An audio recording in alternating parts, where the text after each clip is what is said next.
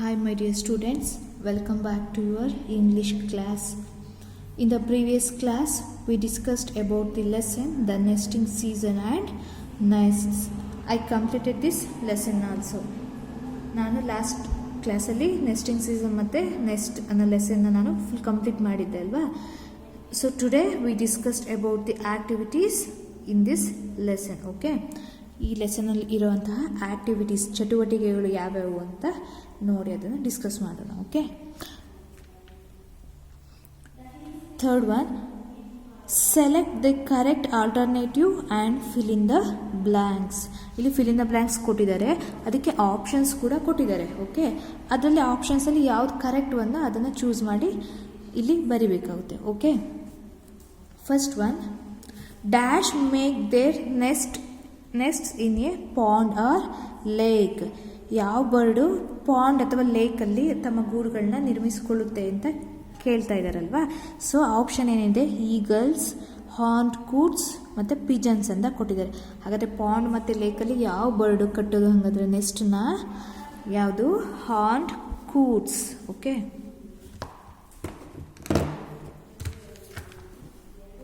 Horned coots you have to write here.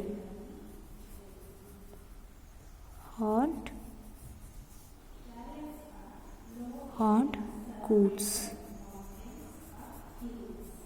Horned coots. Okay. Second one, the nest of the buyer weaver is woven by dash. ಈ buyer weaver ತಮ್ಮ ಗೂಡುಗಳನ್ನ ನೇಯ್ಕೊಳ್ಳುತ್ತಲ್ವ, ಹೊಲಿಗೆ ಆಗುತ್ತೆ, ನಿರ್ಮಿಸಿಕೊಳ್ಳುತ್ತಲ್ವ, ಅದರಲ್ಲಿ ಯಾವುದು ಅಂತ ಕೇಳ್ತಾ ಇದ್ದಾರೆ ಬಯೋವಿವರಲ್ಲಿ. ಆಪ್ಷನ್ಸ್ ಏನಿದೆ, female bird, male bird, both the birds ಅಂತ ಕೊಟ್ಟಿದ್ದಾರೆ. ಹಾಗಾದರೆ ಬಯೋವಿವರು ಫೀಮೇಲ್ ಬರ್ಡ್ ನೆಸ್ಟನ್ನು ಕಟ್ಟುತ್ತಾ ಅಥವಾ ಮೇಲ ಅಥವಾ ಎರಡು ಸೇರ್ಕೊಂಡು ಕಟ್ತವ? That is answer is male bird. Male bird ಬಯೋವಿವರಲ್ಲಿ ಮೇಲ್ ಬರ್ಡ್ ಅಲ್ವಾ ತಮ್ಮ ಗೂಡುಗಳನ್ನ ಕಟ್ಕೊಳ್ಳೋದು. So answer is male bird. Next, third one, horned coots prepare an artificial island using dash.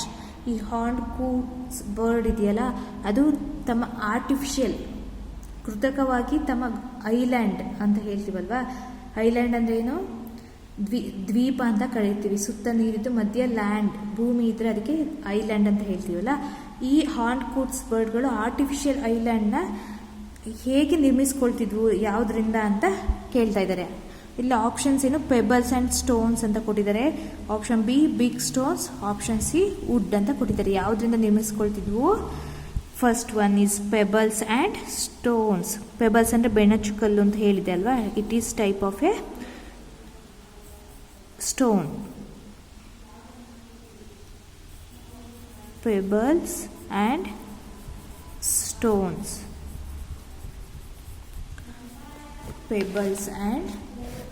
Pebbles and stones. Okay,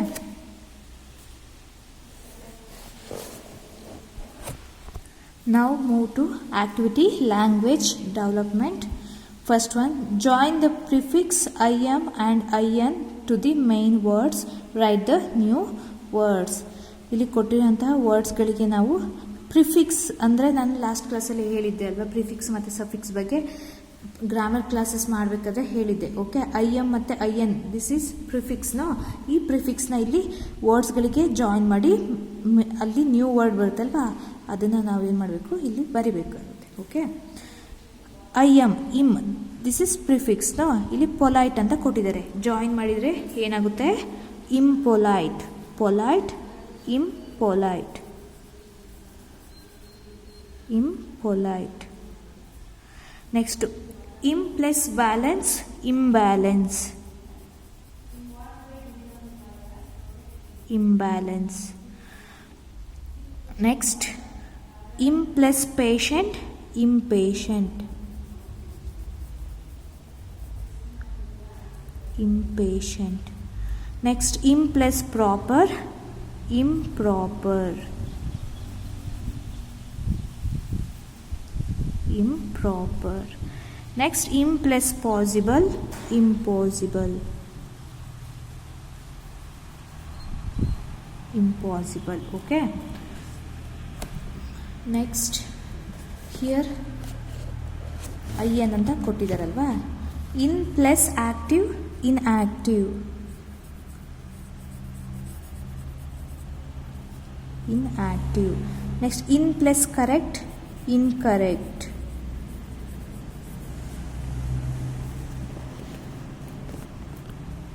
In plus human, inhuman. Inhuman. Okay. In plus visible, invisible. Invisible. Okay. Next, in plus discipline, indiscipline.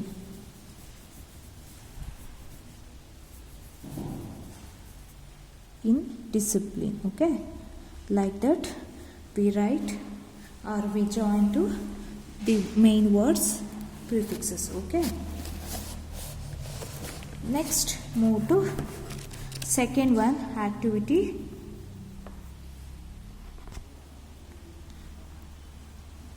Use the correct words from the box and fill in the blanks. ಇಲ್ಲಿ ಕೊಟ್ಟಿರೋಂಥ ವರ್ಡ್ಸ್ಗಳನ್ನ correct ಆಗಿರೋದನ್ನ ತಗೊಂಡು, suitable ಆಗೋಂಥ ವರ್ಡ್ಸ್ಗಳನ್ನ ತಗೊಂಡು ಬ್ಲ್ಯಾಂಕ್ಸಿಗೆ fill ಮಾಡಬೇಕಾಗುತ್ತೆ. Okay, first one, Alia crossed the essay as she thought it was dash. ಇಲ್ಲಿ answers ಏನು ಕೊಟ್ಟಿದ್ದಾರೆ, ವರ್ಡ್ಸ್ಗಳನ್ನ ಇಮ್ಮೆಚ್ಯೂರ್ ಅಂತ ಕೊಟ್ಟಿದ್ದಾರೆ, ಇನ್ಕಂಪ್ಲೀಟ್, ಇಂಪರ್ಫೆಕ್ಟ್, ಇಂಪ್ಯೂರ್, ಇನ್ಕೇಪೇಬಲ್ ಅಂತ ಕೊಟ್ಟಿದ್ದಾರೆ. ಈ 5 ವರ್ಡ್ಸ್ಗಳಲ್ಲಿ ಸ್ಯೂಟ್ ಆಗೋಂಥ ವರ್ಡ್ಸ್ಗಳನ್ನ ಇಲ್ಲಿ ಫಿಲ್ ಮಾಡಬೇಕಾಗುತ್ತೆ. Alia cross the essay as she thought it was dash imperfect. ಪರ್ಫೆಕ್ಟಾಗಿ ಇಲ್ಲದೆ ಇರೋಂಥದ್ದನ್ನ ತಗೊಂಡವರು ಎಸ್ಸೆ ಕ್ರಾಸ್ ಮಾಡಿದರು, ಹದ್ದಾಕಿದ್ರು ಅಂತ. Okay, imperfect. Okay, next, Manoj was dash of speaking Russian language. Manoj was dash of speaking Russian language ಅಂತ ಇದೆ. ದ ಆನ್ಸರ್ ಈಸ್ ಯಾವುದಾಗದ answer? Incapable. Manoj was incapable. Manoj was incapable of speaking Russian language. Next, the smoke from the factories made the air impure. Impure means ಕಲುಷಿತಗೊಳಿಸೋದು ಅಂತ. ಗಾಳಿನ ಆ factories ಬರೋಂತಹ ಹೊಗೆಗಳಿಂದ ಏನಾಗುತ್ತೆ, ನಮ್ಮ ವಾತಾವರಣದಲ್ಲಿರುವಂಥ ಗಾಳಿ ಏನಾಗುತ್ತೆ, ಮಲಿನ ಆಗುತ್ತೆ ಅಲ್ವಾ. So impure is the right one. Okay, fourth one, Mr. Rose did not accept any dash work. Miss Rose did not accept any incomplete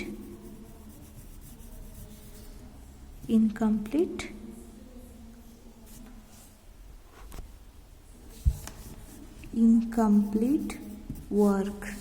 The farmer's son was silly and immature. Okay, so like this we write. Next, move to third one, activity.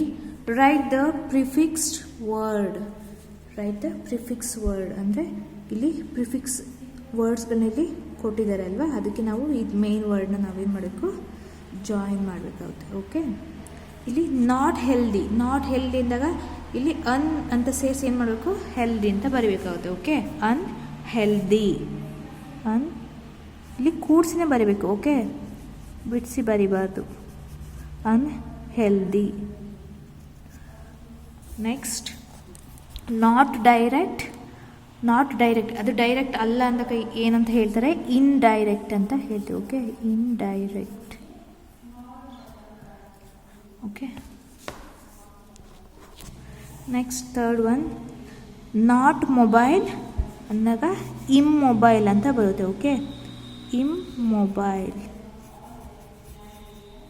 ಇಲ್ಲಿ double M ಯಾಕೆ ಅಂತ ಬಂತು confuse ಆಗಬೇಡಿ. ಇಲ್ಲಿ IM ಮುಂಚೆಲೇ ಇದು prefix ಆಗಿರೋದ್ರೆ ಅಲ್ಲಿ ನಾವು mobile ಬರೀತಾ ಇದ್ದೀವಿ, ಸೊ ಹಾಗಾಗಿ ಡಬಲ್ ಎಮ್ ಬಂದೇ ಬರುತ್ತೆ. Okay, immobile. ಓಕೆ, ನೆಕ್ಸ್ಟ್ ಇಲ್ಲಿ ಉಳಿದಿರೋ ಅಂತಹ ಬ್ಲ್ಯಾಂಕ್ಸ್ಗಳನ್ನ ನೀವೇನು ಮಾಡಬೇಕು, ಬರಿಬೇಕು. Okay, this is your homework. Okay, you have to write in textbook only. Okay, ಇಲ್ಲೇ ಫಿಲ್ ಮಾಡಿಬಿಡಿ, ಬರೆದ್ಬಿಡಿ. Okay, next writing skill. Read the poem given below, complete the exercise ಅಂತ ಇದೆ. ಓಕೆ, ಹೆವನ್ ಆನ್ ಅರ್ತ್ ಅನ್ನೋದು this is one poem. Okay, short poem. ಹಾಗಾದರೆ ಇಲ್ಲಿ next ಈ lesson nesting season next ಆದಮೇಲೆ ಇದೊಂದು ಸಪ್ರೇಟ್ ಪೋಯಮ್ ಅಂತಲ್ಲ, ನಿಮಗೆ ರೈಟಿಂಗ್ ಸ್ಕಿಲ್, ನಿಮಗೆ ಬರೆಯೋದಕ್ಕೆ ಸ್ಕಿಲ್ ಬರಲಿ ಅಂತ ಏನು ಮಾಡಿದ್ದಾರೆ, ಇಲ್ಲಿ ಕೊಟ್ಟಿದ್ದಾರೆ ಪೋಯಮ್ನ. Okay, this is not for your test or exams. Okay, heaven on earth. Heaven on earth means heaven means ಸ್ವರ್ಗ ಅಂತ ಹೇಳ್ತೀವಿ, ಪ್ಯಾರಡೈಸ್ ಅಂತ ಹೇಳ್ತೀವಲ್ವಾ. ಆನ್ ಅರ್ತ್ ಮೀನ್ಸ್ ಭೂಮಿ ಅಂತ ಹೇಳ್ತೀವಿ.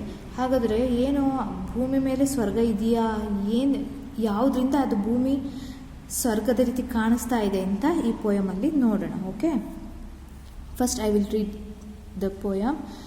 Little drops of water, little grains of and, make the mighty ocean and the pleasant land. Little words of love and little deeds of kindness make the earth an Eden like the heaven above. Okay, little drops of water ಅಂದರೆ ನೀರಿನ ಹನಿಗಳು.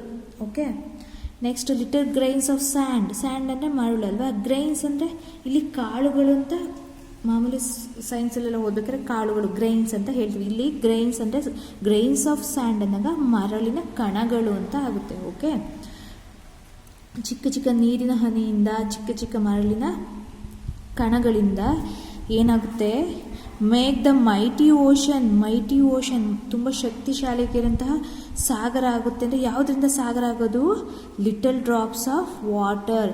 ಈಗ ನೀವು ಗಾದೆ ಕೇಳಿರ್ತೀರಲ್ವ, ಹನಿ ಹನಿ ಕೂಡಿದರೆ ಹಳ್ಳ ಅಂತ ಕೇಳಿದಿರಲ್ವಾ. ಅದೇ ಥರ ಹನಿ ಹನಿ ಕೂಡೆ ತಾನೇ ಒಂದು ದೊಡ್ಡ ಸಾಗರ ಆಗೋದು. ಹಾಗಾಗಿ ಈ ಲಿಟಲ್ ಡ್ರಾಪ್ಸ್ ಆಫ್ ವಾಟರಿಂದ ಏನಾಗುತ್ತೆ, ಮೇಕ್ ದ ಮೈಟಿ ಓಷನ್ ಆಗುತ್ತೆ, ತುಂಬ ಶಕ್ತಿಶಾಲಿಯಾಗಿರೋಂಥ ಸಾಗರ ಆಗುತ್ತೆ ಅಂತ ಹೇಳ್ತಾ ಇದ್ದಾರೆ. Okay, little grains of and and the pleasant land. ಹಾಗಾದರೆ ಲಿಟಲ್ ಗ್ರೈನ್ಸ್ ಆಫ್ ಸ್ಯಾಂಡಿಂದ, ಮರಳಿನ ಕಣದಿಂದ ಏನಾಗುತ್ತೆ, pleasant land. Pleasant means enjoyable ಅಂತ ಹೇಳ್ತೀವಲ್ವ. ಪ್ಲೆಸೆಂಟ್ ಅಂದರೆ ತುಂಬ ಸುಂದರವಾಗಿರೋಂಥ, ಲ್ಯಾಂಡ್ ಅಂದರೆ ಜಾಗ ಆಗುತ್ತೆ ಅಂತ ಹೇಳ್ತಾ ಇದ್ದಾರೆ. ಓಕೆ, ಈ ಶಾರ್ಟ್ ಪೋಯಮಲ್ಲಿ. Next, little words of love and little deeds of kindness make the earth an Eden like the heaven above. Little words of love and little deeds of kindness ಅಂದರೆ ಕೆಲವು ಪ್ರೀತಿಯ ಮಾತುಗಳಿಂದ. Okay, little words of love ಅಂದರೆ ಪ್ರೀತಿಯ ಮಾತುಗಳಿಂದ, and little deeds means ಕೆಲಸ ಅಂತ ಹೇಳ್ತೀವಿ. Little deeds of kindness means ಕರುಣೆ. ಓಕೆ, ಎಲ್ಲರ ಮೇಲೂ ಕರುಣೆಯಿಂದ ಅವರಿಗೆ ಹೆಲ್ಪ್ ಮಾಡೋದಾಗಲಿ, ಓಕೆ, ಕೆಲಸ ಮಾಡಿಕೊಡೋದಾಗಲಿ. ಓಕೆ, ಅದರಿಂದ ಏನಾಗುತ್ತೆ, ಲಿಟಲ್ ವರ್ಡ್ಸ್ ಆಫ್ ಲವ್ ಮತ್ತು ಲಿಟಲ್ ಡೀಡ್ಸ್ ಆಫ್ ಕೈಂಡ್ನೆಸ್ಸಿಂದ ಏನಾಗುತ್ತೆ, make the earth an Eden like the heaven above. ಇವೆಲ್ಲದ್ರೂ ಕೂಡ ಏನಾಗುತ್ತೆ, make the earth an Eden means delight ಅಂತ ಹೇಳ್ತೀವಿ. ಓಕೆ, ಈಡನ್ ಮೀನ್ಸ್ ಡಿಲೈಟ್ ಅಂತ ಹೇಳ್ತೀವಿ.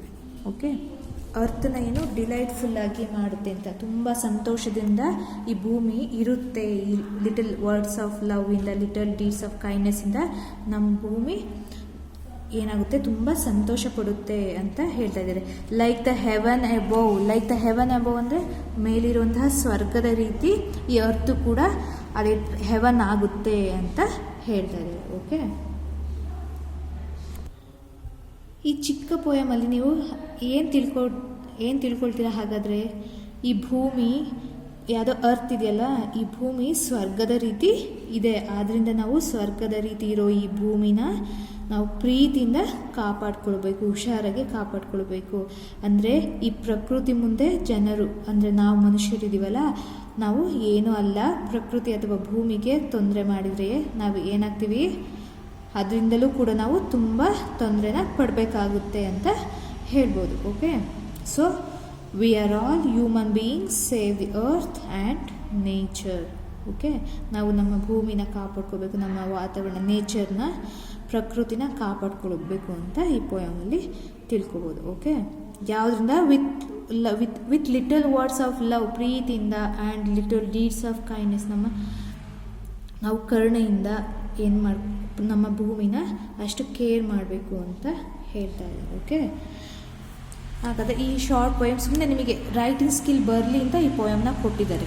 Okay, next move to the activities about this poem. ಈ ಪೊಯಮಲ್ಲಿ ಏನು ಮಾಡ್ತಾರೆ, ಆ್ಯಕ್ಟಿವಿಟೀಸ್ನೂ ಕೂಡ ಕೊಟ್ಟಿದ್ದಾರೆ. Okay,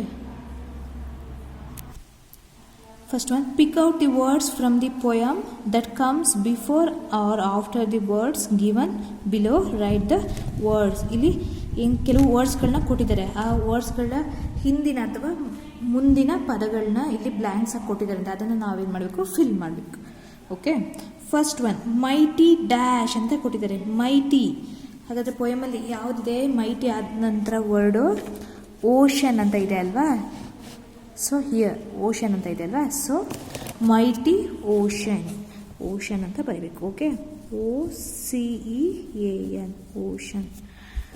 next dash deeds, dash deeds ಅಂತ ಕೊಟ್ಟಿದ್ದಾರೆ. ಹಾಗಾದರೆ okay, look here little deeds ಅಂತ ಕೊಟ್ಟಿದ್ದಾರೆ ಅಲ್ವಾ. So little we write here little deeds. Next third one dash land, dash land ಅಂತ ಕೊಟ್ಟಿದೆ. ಎಂಥ land, pleasant land. Pleasant we write here. Okay, PLEASANT pleasant land. Next dash heaven dash ಅಂತ ಇದೆ. Heaven ಎಲ್ಲಿದೆ, ಹೆವನ್ನು ಎಬೋವ್ ಮೇಲೆ ಅಲ್ವಾ. So heaven above. So like this you have to fill this. Move to next activity. Second one, match the words in column A with the word in column B that mean the same in the poem. Okay, ಅಂದರೆ column ಎನಲ್ಲಿರೋ ವರ್ಡ್ಸ್ಗಳು ಮತ್ತು column B ನಲ್ಲಿರೋ ವರ್ಡ್ಸ್ಗಳಿಗೆ ನಾವು match ಮಾಡಬೇಕು. ಅಂದರೆ ಅವು ಈ ಪೊಯಮಲ್ಲಿ ಇದ್ದಾವೆ ಅಂತ. ಓಕೆ, ಮ್ಯಾಚಿಂಗ್ ಆಗ್ತವೆ. ಫಸ್ಟ್ ಒನ್ ಈಡನ್ ಅಂತ ಕೊಟ್ಟಿದ್ದಾರೆ. Eden. Second one water. Third one sand. Fourth one love ಅಂತ ಇದೆ. ಕಾಲಮ್ ಬಿನಲ್ಲಿ ಲ್ಯಾಂಡ್, ಕೈಂಡ್ನೆಸ್, ಹೆವನ್, ಓಷನ್ ಅಂತ ಇದೆ. ಓಕೆ, ಹಾಗಾದರೆ ಈಡನ್, ಈಡನ್ ಅಂದರೆ ನಾನು ಏನಂದರೆ ಡಿಲೈಟ್, ಎಂಜಾಯ್ ಮಾಡ್ತಾರೆ ಅಂತಲ್ವಾ. ಯಾವ್ದು ರೀತಿ, ಎಲ್ಲಿರೋಂಥ ರೀತಿ ಎಂಜಾಯ್ ಮಾಡ್ತೀವಿ, ಹೆವನ್ ಅಲ್ವಾ. So heaven here we write ಸ್ವರ್ಗದ ರೀತಿ ಇರುತ್ತೆ ಅಂತ, ಹೊರತು ಕೂಡ ತುಂಬ ಖುಷಿ ಪಡುತ್ತೆ ಅಂತ ಹೇಳಿದ್ವಿ ಅಲ್ವಾ. Heaven, Eden, heaven.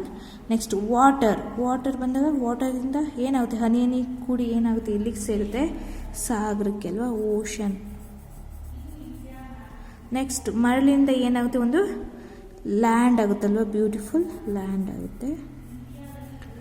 Next love ಅಂದರೆ love and kindness. Okay, like this we write. Okay, next third one, answer the following questions. Okay, first one, what makes the mighty ocean, mighty ocean ನ ಯಾವುದರಿಂದ ಮಾಡೋದು, ಯಾವುದರಿಂದ ಆಗುತ್ತೆ. Second one, what makes the pleasant land, ತುಂಬ enjoyable land ಅಂತ ಭೂಮಿ ಯಾವುದರಿಂದ ಆಗುತ್ತೆ ಅಂತ ಕೇಳ್ತಾ ಇದ್ದಾರೆ. C, what makes the earth Eden. Okay, ಈ 3 ಕ್ವೆಶನ್ಸ್ಗೆ ನೀವೇನು ಮಾಡಬೇಕು, ಈ ಪೊಯಮ್ ಇದೆಯಲ್ಲ, ಹೆವನ್ ಆನ್ ಅರ್ತ್ ಇದೆಯಲ್ಲ, ಆ ಪೊಯಮ್ನ ಫಸ್ಟು, ಶಾರ್ಟ್ ಪೊಯಮ್ ಅಲ್ವಾ, ಅದನ್ನು ಫಸ್ಟ್ ಬರೆದು ಅದಾದಮೇಲೆ ಈ 3 ಕ್ವೆಶನ್ಸ್ಗೆ ನೀವು ಆನ್ಸರ್ನ ಬರಿಬೇಕು. Okay, this is your HW.